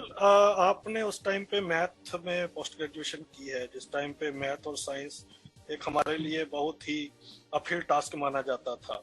तो एजुकेशन में एक्सेसिबिलिटी को हम आगे कैसे बढ़ा सकते हैं, और वो कैसे? बहुत कम लोग होते हैं जो अपना टेम्परामेंट रखते हैं और फिर भी कहते हैं कि नहीं, हमें चैलेंज मिला, हमें एक्सेप्ट करना है। लेकिन जनरली ये कितना इम्पैक्ट करती है, और आपकी की रिकमेंडेशंस क्या है एक्सेसिबिलिटी को लेके आगे बढ़ने के लिए? और साथ ही साथ मैं चाहूंगा बहुत ब्रीफली आप अपनी ऐप के बारे में भी हमारे लिस्टर्स को जो नए सुन रहे हैं कि उनको क्यों वो आपकी iSTEM ऐप इंस्टॉल करनी है, वो भी बता दें। जी, मैं iSTEM के बारे में बाद में आऊँगा। पहले हम यूनिवर्सिटीज़ और एजुकेशन और हायर एजुकेशन की फॉर दैट मैटर बात कर लेते हैं। मेरा केस तो थोड़ा अलग था, क्योंकि I was one of the very few STEM students in India. और STEM में भी आप ज़्यादातर कंप्यूटर साइंस से पढ़ने वालों को देखते हैं, लोगों को मैथमेटिक्स करते हुए थोड़ा कम देखते हैं। तो वो एक स्पेसिफिक केस था जो मैंने करा अपनी स्टडी के दौरान, उसको बोलते हैं जुगाड़। तो बहुत सारा जुगाड़ किया पढ़ाई करने के लिए, बट नेवरदलेस सबसे बड़ी और सबसे इम्पोर्टेंट बात यह है, अगर मैं भारत या फिर हमारे जैसे देशों की बात करें, the absence of disability office in most of the universities. आप आज इक्वल अपॉर्चुनिटी सेल देखने लगे हैं कई सारे बड़े, फॉर एग्जांपल DU के कॉलेजेस में, या फिर उनका एक सेंटर इक्वल अपॉर्चुनिटी सेल भी होता है, लेकिन उसमें भी जो काम करने वाले लोग होते हैं उनको टेक्नोलॉजी के बारे में उतना अवेयरनेस नहीं होता है। प्रॉब्लम ये है कि जो एक्सेसिबिलिटी का डोमेन है उसमें जो टेक इनोवेशन है वो बहुत स्लो रहा है। पहली बात तो ये स्लो रहा है क्योंकि आप देखिए हम सब स्क्रीन रीडर पिछले 20-25 साल से यूज कर रहे हैं। पिछले 20 साल में स्क्रीन रीडर में कितना ही बदलाव हो गया है, अभी मुझे ये बताइए। हर बार जॉस का एक नया रिलीज आता है उसमें कितने बड़े बड़े चेंजेस वो लोग कर देते हैं। उसी तरह पे आप दूसरे एरियाज को देखिए, अगर सिक्योरिटी की हम बात करें है ना, और दूसरे भी फिनटेक की बात करें, कितनी बड़ी बड़ी चीजें हो गई। लेकिन जब हम असिस्टिव टेक की बात करते हैं तो टेक्नोलॉजी में उतना इनोवेशन हुआ नहीं है जितना की रिक्वायरमेंट है। वो इस वजह से नहीं हुआ क्योंकि पहली बात तो लोगों को अवेयरनेस नहीं थी कि हम इस एरिया में भी टेक्नोलॉजी को इस्तेमाल कर सकते हैं क्या। अब जब नहीं थी अवेयरनेस तो अब इंडियन अगर डायस्पोरा की बात करें तो यहाँ पे जो डिसेबिलिटी ऑफिस या तो नहीं है इन मोस्ट केसेस, अगर जहाँ पे है भी तो उन्हें पता नहीं है कि चीज़ों को और ज़्यादा एक्सेसिबल कैसे बनाया जा सकता है। फॉर एग्जांपल अभी मैं मध्य प्रदेश के ट्रिप से वापस आया हूँ जहाँ पे हम अपनी ऐप का एस्टेम की टेक्नोलॉजी का सेंसिटाइजेशन सेशन कर रहे थे। आपको जान के हैरानी होगी कि अभी भी जो बच्चे हैं इंदौर और भोपाल के कॉलेजेस के, वो रिकॉर्डिंग की बुक्स पढ़ते हैं। अभी भी उनके पूरे सेमेस्टर बीत जाते हैं और उनको अपने पिछले सेमेस्टर की बुक रिकॉर्ड होके नहीं मिलती है। अभी भी वो एनएसएस के वॉलंटियर्स पे निर्भर होते हैं, लेट अलोन एमपी और ऐसे स्टेट, बल्कि डीयू में भी बहुत सारे लोग हैं जो कि अभी भी रिकॉर्डिंग पे डिपेंडेंट है। तो मेरा कहने का ये मतलब है कि ये सारे ओल्ड स्कूल मेथड हैं which would have worked in past, लेकिन अभी हमारे पास उससे फास्टर और उससे इनोवेटिव और उससे ज्यादा एफिशिएंट तरीके हैं उन सेम चीजों को करने के। तो इसमें थोड़ा हमें भी अपने लेवल पे एफर्ट मारने की जरूरत है। और दूसरी बात है कि अपनी यूनिवर्सिटी और कॉलेजेस जहाँ पे हम काम कर रहे हैं उनके साथ मिलकर थोड़ा काम करने की जरूरत है, उनको सेंसिटाइज करने की जरूरत है। जहाँ पे हमारे पास इक्वल अपॉर्चुनिटी सेल है, इक्वल अपॉर्चुनिटी सेल के जो एम्प्लॉयज हैं उनके साथ जाकर के डायलॉग करने की जरूरत है। उनको बताना पड़ेगा कि हमारी कौन सी टेक्नोलॉजी है और हमें ये टेक्नोलॉजी हमारे लिए कैसे बहुत ज़्यादा यूजफुल हो सकती है। अब और दूसरी बात अगर मैं आईस्टेम की बात करूं तो आईस्टेम में हम दो चीज़ों पे काम कर रहे हैं, एक तो डॉक्यूमेंट एक्सेसिबिलिटी, दूसरा है वेब एक्सेसिबिलिटी। तो डॉक्यूमेंट एक्सेसिबिलिटी में तो अभी आपने देखा होगा बहुत सारी OCR एप्स अवेलेबल है मार्केट में, पर प्रॉब्लम ये है कि दीज आर द एप्स जिनका मैं अगर इस शब्द का इस्तेमाल कर सकूं, पीपल विद डिसेबिलिटी को किसी न किसी तरीके से उस तरीके की सर्विसेज मिल नहीं पा रही हैं जैसा उन्हें मिलना चाहिए। ये सारी एप्स OCR करके आपको कैरेक्टर डंप करके दे देती है, लेकिन जब बात आती है किसी भी पेज के लेआउट की, like heading and heading levels, table, list, 2 column layout, document containing mathematics, इस तरह पे इन मोस्ट ऐप या तो इन सारे फीचर्स को मिस आउट कर देती हैं या बहुत बेयर मिनिमम फीचर्स को इंक्लूड करती है। जब हम आईस्टेम की हमने शुरुआत करी, हमने यही सोचा कि हम जो लोग कर रहे हैं उससे वो नीड है, वो हमारी रिक्वायरमेंट है, लेकिन जो वो नहीं कर पा रहे हैं हमें उस एरियाज पे फोकस करना है और कुछ ऐसा डेवलप करना है जो कि इन सारी चीज़ों को भी कैटर कर सके। और दूसरा जो हम वेब एक्सेसिबिलिटी के क्षेत्र में काम कर रहे हैं वो मैंने ब्रीफली बताया कि कैसे हम एक प्रोडक्ट के डेवलपमेंट लाइफ साइकिल में उनको हेल्प कर सके, जब जो कि उनको प्रोडक्ट डेवलप करने के बाद ऑडिट ना करवाना पड़े, साथ साथ में वो लोग देखते रहे एक्सेसिबिलिटी के वायलेशन क्या हो रहा है। जो एक्सेसिबिलिटी वायलेशन है पूरा उन सबको हमने ऑटोमेट कर दिया है। Right now we stand around 70% accuracy, जो कि अभी जो करंट अवेलेबल टूल है उसमें केवल 35% है, तो we are almost sitting at the double. और हमारा एम ये है कि हम इसको और ज़्यादा से ज़्यादा इन्हांस कर सकें और उसको 90% के बियॉन्ड ले जा पाए। तो इन अ नटशेल हम आईस्टेम में डिजिटल एक्सेसिबिलिटी पे काम कर रहे हैं, डिजिटल इंक्लूजन पे काम कर रहे हैं और हम कोशिश कर रहे हैं कि और भी ज़्यादा यूनिवर्सिटीज़, और भी ज़्यादा कॉलेजेस, स्कूल्स और भी ज़्यादा कॉर्पोरेट्स अपने इंफ्रास्ट्रक्चर को एक्सेसिबल बना सकें सो दैट हम लोग इक्वली पार्टिसिपेट कर सकें। बहुत सारे लोग पूछ रहे हैं आईफोन की ऐप कब आ रही है आपकी? आईफोन की ऐप भी बहुत जल्द आएगी। चलिए, तो फिलहाल एंड्रॉइड वाले iStem डाउनलोड कर सकते हैं प्ले स्टोर से, i-STEM STEM। अमर, बहुत सारे सवाल हैं आपको लेके। एक तो आप बोलना चाहते हैं उस इश्यू पे कंपनी जब एग्जिस्टिंग एक्सेसिबिलिटी को इनएक्सेसिबल कर देते हैं। 2-3 सवाल है, हमने देखा बहुत सारे केस डलते हुए एक्सेसिबिलिटी से रिलेटेड। पेट्रोल पंप की मशीन एक्सेसिबल नहीं है, उसके ऊपर केस हुआ। RBI के नोट एक्सेसिबल नहीं है, उसके ऊपर केस हुआ। उन्होंने बोला एक ऐप ला दो, हालांकि ज्यादा लोग खुश नहीं थे उसके ऊपर। ओवरऑल एक्सेसिबिलिटी को लेके भी कई केसेस हुए हैं। तो मैं 2-3 चीजें आपसे ये समझना चाहता हूँ। आपने पेटीएम के साथ भी कंसल्ट किया, वहां भी आपकी उसको एक्सेसिबल बनाने की फाइट चली और जगह भी चली। तो what is the best method? अगर कोई वायलेशन करता है तो सीधी पटिशन डालनी चाहिए या पहले कंसल्ट करना चाहिए?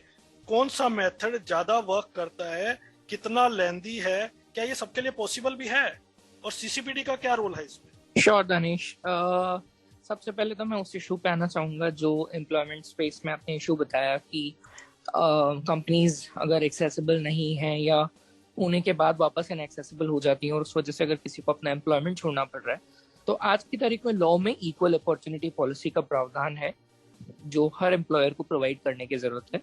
And on any ground your employment can not be terminated.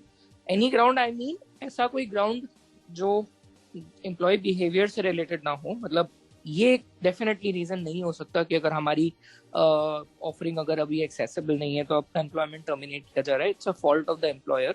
यहाँ पे बस चैलेंज ये है कि एज एन एम्प्लॉई क्या आप में उतनी असर्टिवनेस है कि आप अपने एम्प्लॉयर के अगेंस्ट में खड़ा हो सकते हैं, वो बहुत बड़ा चैलेंज है। बट अगर आप खड़े हो सकते हैं तो डेफिनेटली ऐसी कंपनीज को एक एग्जाम्पल सिखाने की जरूरत है कि इस you can terminate somebody's day to day living earning source just because आपका employment service is inaccessible. Instead, you should work to make it accessible. So, उस बारे में इतना ही कहना चाहता था। आपने पूछा कि केसेस हो रहे हैं, दो तीन चीजें उसमें आप जानना चाह रहे हैं। पहले तो उसका इम्पैक्ट क्या है या क्या वे फॉरवर्ड है। दूसरा आपने ये पूछा कि क्या बेस्ट तरीका है। पहले हम बेस्ट तरीके की बात करते हैं। किसी भी कंपनी को अगर आप एक्सेसिबल बनाना चाहते हैं तो पहले उनको लीडरशिप लेवल पे अप्रोच करिए। मैंने से leadership I mean director level पे, आप उस लेवल पे ईमेल करिए। पहले हम कोशिश हमेशा ये करते हैं कि ईमेल या सोशल मीडिया के थ्रू हमें उनका कोई रिस्पॉन्स मिले। हम फिर उससे रिस्पॉन्स को इवेल्युएट करते हैं और सबसे इम्पोर्टेंट ये होता है, यहाँ पे कुछ चीजें करना बहुत इंपॉर्टेंट है। अगर कोई कंपनी रिस्पॉन्ड करती है आपको, आप उनसे टाइमलाइन पर्सपेक्टिव से फर्म कमिटमेंट लीजिए कि कितने टाइम में आप क्या क्या करने वाले हैं, उसका एक एक्शन प्लान बनाइए। दूसरा, आप रिव्यू मीटिंग्स करिए, चाहे वीक में एक बार या 2 वीक में एक बार, डिपेंडिंग ऑन कंपनीज अवेलेबिलिटी। आप रिव्यू मीटिंग्स करिए। तो ये तो हो गया उस केस में जहाँ पे कंपनीज रिस्पॉन्ड कर रही है आपको और आप उस डिस्कशन को आगे लेके जा पा रहे हैं। कुछ जगह ये होता है कि कंपनीज जो है रिस्पॉन्ड नहीं करती हैं, लेकिन वो तब तक ही नहीं करती जब तक उनको लीगल नोटिस ना भेज दिया जाए। जब लीगल नोटिस चला जाता है तो वो लोग डेफिनेटली रिस्पॉन्ड करना स्टार्ट कर देती हैं और इन अ कंस्ट्रक्टिव मैनर, बिकॉज वो नहीं चाहती कि इश्यूज कोर्ट में जाए और उनकी रेपुटेशन पे कोई फर्क पड़े। तो ऐसी कंपनीज के लिए हमें लीगल नोटिस स्टेज तक जाना पड़ता है। और अभी तक का मेरा एक्सपीरियंस इतने सालों का यही रहा है इंडिया में कि यहाँ पे मेजोरिटी ऑफ द कंपनीज को आपको उस लीगल नोटिस तक की स्टेज तक तो ले जाना ही पड़ता है। तीसरी जो कैटेगरी है कंपनीज की जो रिस्पॉन्ड ही नहीं करती हैं, उनको डेफिनेटली कोर्ट ले जाने की जरूरत है या सीसीपीडी ले जाने की जरूरत है। और सीसीपीडी उस सेंस में बहुत हेल्पफुल रहा है। देखिए, सीसीपीडी ऑफ कोर्स आई नो हम लोग यहाँ पे बोल रहे हैं काफी देर से कि सीसीपीडी अपॉइंटेड नहीं है, बट ऐसा नहीं है कि इसके बिना सीसीपीडी फंक्शन नहीं कर रहा है। ये मैसेजिंग मैं यहाँ पे देना चाहूंगा। सीसीपीडी फंक्शन कर रहा है। भले ही signing authority Anjali Vora ma'am है, बट उपमा श्रीवास्तव मैम है जो ऑर्डर्स पास कर रही हैं। कुछ चीजें ऐसी है जो सीसीपीडी डायरेक्टली नहीं करना चाहता। फॉर इंस्टेंस, अभी मैं आपको बताऊं अपने एक्सपीरियंस से कि सीसीपीडी आज भी प्राइवेट कंपनीज के अगेंस्ट कोई ऐसा स्ट्रॉन्ग एक्शन नहीं लेना चाहता। They are very much okay to hold government accountable. अगर आप ये बोल दो कि कोई हेल्थ केयर ऐप एक्सेसिबल नहीं है और अगर आपने health care family of ministry of health and family welfare को अगर आपने पार्टी बनाया है, तो वो ministry of family health and family welfare के अगेंस्ट में डेफिनेटली कोई एक्शन लेना चाहेंगे, बट वो ये नहीं चाहेंगे कि प्राइवेट कंपनी के अगेंस्ट वो कोई एक्शन ले। सेकेंड चीज, वो लोग पेनल्टी इम्पोज करने के मूड में बिल्कुल नहीं है। सीसीपीडी थिंक्स दैट पेनल्टी इम्पोजिशन की पावर उनके पास नहीं है, जो कि एक इनकरेक्ट लीगल व्यू है। वो लोग पेनल्टी नहीं इम्पोज करना चाहते, but the good part of CCPD कि वो काम कराना चाहते हैं। अगर आप उन्हें बोलते हैं कि ये चीज एक्सेसिबल नहीं है, तो वो टाइमलाइंस के साथ में प्रॉपर्ली कोशिश कर रहे हैं कि चीजें इंप्लीमेंट हो और चीजें एक्सेसिबल बने। So we should make use of that mechanism. CCPD को कंप्लेन करना कोई बहुत डिफिकल्ट नहीं है। अगर आप अपना केस डिसेंट वे में डिफेंड कर सकते हैं तो आप ईमेल करेंगे तो आपका 90% काम जो है ईमेल्स या ऑनलाइन हियरिंग के थ्रू ही हो जाएगा। कोई फिजिकल प्रेजेंस की जरूरत नहीं पड़ती है जनरली। और अगर कभी किसी को कोई दिक्कत आती है तो यहाँ पे मैं आपके श्रोताओं को बताना चाहूंगा कि हम लोग एक इनिशिएटिव पे काम कर रहे हैं, मिशन एक्सेसिबिलिटी। और आप डेफिनेटली missionaccessibility@gmail.com पे हमें लिख सकते हैं और हम लोग मोर देन विलिंग होंगे आपके साथ मिलके इन प्रॉब्लम्स को एड्रेस करने के लिए. Your key recommendations. Sorry, yes, my key recommendations. Well, my key recommendation for today, considering आज का topic, is that everybody should go and learn basic technical terms ताकि accessibility problems अच्छे से explain की जाए. देखिए, किसी डेवलपर को ये कह देना कि ये मेरे सॉफ्टवेयर के साथ चल नहीं रहा, बहुत डिफिकल्ट है डेवलपर के लिए भी समझना, क्योंकि हम अभी बात कर रहे थे कि अवेयरनेस नहीं है एक्सेसिबिलिटी को लेके. तो सबसे पहले बेसिक टेक्निकल टर्म्स को समझा जाए और बेसिक एक्सेसिबिलिटी फ्लॉज कैसे निकाले जाते, अगर आप वो समझ जाएंगे तो उसको ठीक करवाना आपके लिए भी इजी होगा और डेवलपर के लिए समझना भी इजी होगा. ये मेरी फर्स्ट रिकमेंडेशन है. सेकंड रिकमेंडेशन मेरी ये है कि जो पॉलिसीज हैं उसको इम्प्लीमेंट करने के लिए हम सबको मिलके काम करना चाहिए एज ए कम्युनिटी, चाहे वो राइटिंग के थ्रू हो, चाहे वो लीगल अप्रोच के थ्रू हो, चाहे वो और अदर अप्रोचेस के थ्रू हो. ये 2 मोस्ट इंपॉर्टेंट रिकमेंडेशंस मैं देना चाहूंगा. बिल्कुल, थैंक यू. बिल्कुल सीसीपीडी फंक्शन कर रहा है, लेकिन nevertheless we want full time CCPD. Yes, a dedicated CCPD. Last सवाल आप चारों से जानना चाहूंगा. आशीष भाई टेक्निकल रीजंस के साथ हमारे साथ नहीं है अभी. पॉलिटिकल विल और गवर्नमेंट का रोल चीजों को एक्सेसिबल बनाने में कितना इम्पोर्टेंट है और क्या वहां पे आपको वो बिल नजर आ रही है? संदीप भाई. इम्पोर्टेंट दानिश भाई, क्योंकि जब ऊपर से प्रेशर होता है तो नीचे वाले अक्सर काम कर देते हैं. ये हम कई केसेस में देख चुके हैं. आई वुड से कि मैं अभी पूरी तरह संतुष्ट नहीं हूँ, लेकिन कुछ काम जरूर होना शुरू हुआ है, तो that actually augurs well for the future. लेकिन हाँ, हमारे जो एसोसिएशंस हैं वो जो प्रेशर एक्सर्ट कर रहे हैं वो बहुत बड़ा रीजन है इसके लिए. तो हमें अपना काम करते रहना पड़ेगा. सरकार के कान में ये बात डालते रहनी पड़ेगी कि accessibility is a major issue. और जैसे कि फेमस फिजिसिस्ट स्टीफन हॉकिंग ने बोला था कि अगर सोसाइटी डिसेबल्ड कम्युनिटी को अपने साथ लेकर नहीं चलेगी, उनको इंक्लूड नहीं करेगी, तो हम एक बहुत बड़े टैलेंट पूल से वंचित रह जाएंगे. ये बात हमारी सरकारों को भी समझनी पड़ेगी और एक्चुअली हमारी सोसाइटी को भी समझनी पड़ेगी. जी, राइट. टोनी जी. हाय दंशी, थैंक यू. नहीं, दिस इज इम्पोर्टेंट, क्योंकि बात यह है कि अभी भी प्रॉब्लम अब पॉलिटिकल विल और गवर्नमेंट के बारे में पूछ रहे हैं. तो प्रॉब्लम यह है कि अभी भी disabled community is out of pure what can be called as pure politics. कि अभी हम प्योर पॉलिटिक्स में हम नहीं है, उसका प्रॉब्लम है होता है. मैं बोल रहा हूँ कि जब RPWD एक्ट पार्लियामेंट में डिबेट हो रहा है, डिबेट ज्यादा कुछ हुआ नहीं, मतलब डिस्कशन करने के लिए हमारा इलेक्टेड एमपीज जो तैयार नहीं थे. लेकिन जब RPWD एक्ट पार्लियामेंट में आया, there was not even one person who identified as a person with disability in the parliament. Problem वहां से शुरू होता है. मतलब उसमें थोड़ा लोग तो है, कुछ फिजिकल डिसेबिलिटी तो है, मोस्टली बिकॉज ऑफ एज, लेकिन they don't identify themselves as a person with disability. ठीक है. तो अगर हम पॉलिटिकल विल की बात कर रहे हैं, I think the starting point is that we should have persons with disability taking up political roles, taking up political offices. कि दो रास्ता है उसके लिए. एक तो है नॉमिनेटेड रास्ता, कि हम मैं दानिश जी का भी एक वीडियो सुना एक दिन, आपने एकदम सही बोला कि राज्यसभा और स्टेट लेजिस्लेटिव असेंबलीज में एक नॉमिनेटेड पोस्ट होना चाहिए. If not that, her political party एक एक्टिव इंटरेस्ट लेना चाहिए कि पर्सन्स विद डिसेबिलिटी को टिकट्स देने के लिए. नाउ अभी थोड़ा कुछ पार्टी को डिसेबिलिटी सेल वगैरह है हर पॉलिटिकल पार्टी के अंदर, लेकिन वो मोर और लेस डोरमेंट है, यानी इनएक्टिव है, काम नहीं करते इतने ज्यादा. थोड़ा तो ये. तो पॉलिटिकल विल की बात करें, पॉलिटिकल विल जब होता है जब people with disability can speak for themself, sitting, I mean having a seat at the decision table. तो वो सीट मिलेगा जब हम पॉलिटिकल ऑफिसेस में, you know, when we are there, when persons with disability are in political offices, जब ये political will में ज्यादातर चेंज हो सकते हैं. बिकॉज इमेजिन एक गवर्नमेंट में एक मिनिस्टर विद डिसेबिलिटी है, इतना प्रभाव पड़ेगा ये सब चीज के ऊपर. मैं आपको एक एग्जाम्पल भी देता हूँ, मतलब क्विक एग्जाम्पल. आप इक्वाडोर करके एक यू नो कंट्री का नाम सुना होगा. इक्वाडोर लैटिन अमेरिका में कंट्री, उधर उनका पहले वाइस प्रेसिडेंट था लेनिन मोरेनो करके. Now we have statistical evidence to show that the life condition of persons with disability in Ecuador improved after Lenin Moreno came into power, right? क्योंकि वो खुद disabled था है और उन्होंने बहुत इंटरेस्ट भी लिया कि डिसेबल्ड लोगों की ये करने स्कीम्स इंप्लीमेंट करने के लिए.